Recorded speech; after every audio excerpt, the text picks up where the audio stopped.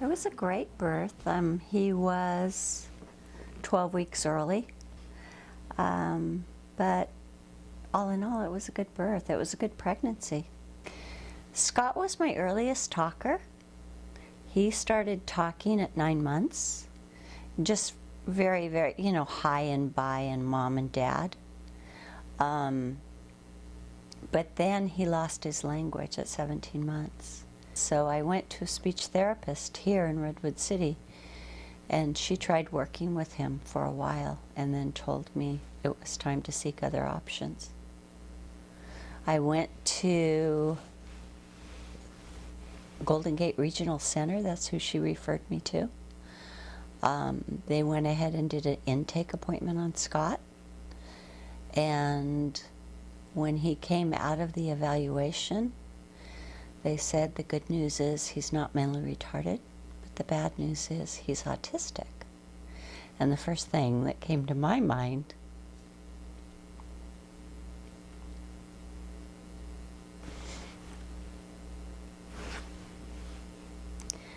was Dustin Hoffman in Rain Man.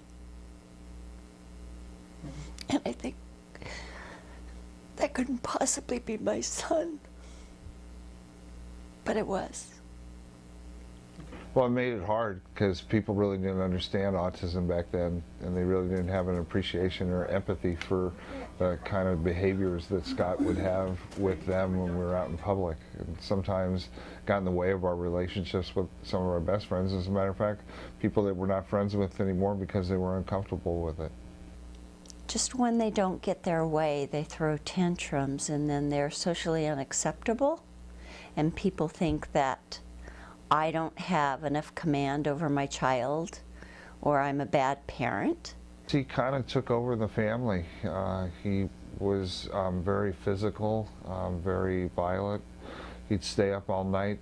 He'd scream and hit and punch holes in the walls and break doors and do a lot of things that were pretty hard to deal with at the time. As he got older, he got stronger, and his will was always strong, and it's just, you know, understandable because he gets frustrated because he can't really communicate the way he wants to, and can't get his point across. It's hard because he really doesn't have a voice because he can't talk the way you and I can.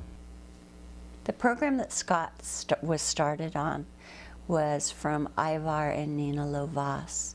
It was based out of UCLA, and it was a very invasive, a very commanding program to where you had to be really strict with the child, and you did tabletop work with the child where they always had to have their hands in control and using their words and no bad behavior.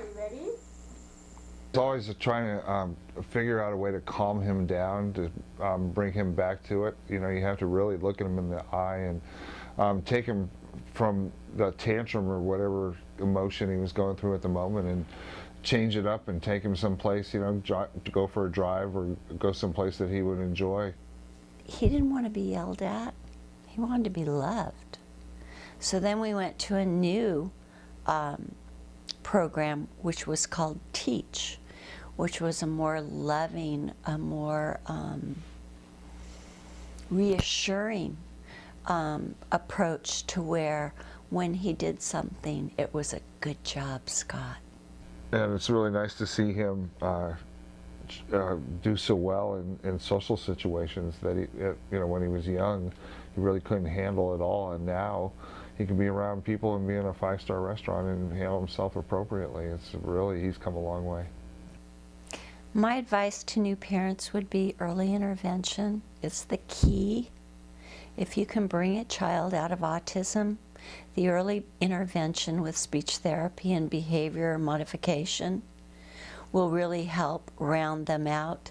And even with Scott, with his severe autism, it's brought him to the place where he is today, that he is high functioning. He is the best person he could possibly be. Scott really doesn't care what you think about him. He's going to be an individual. He's going to act the way he wants to be because that makes him happy. And we all should be like that.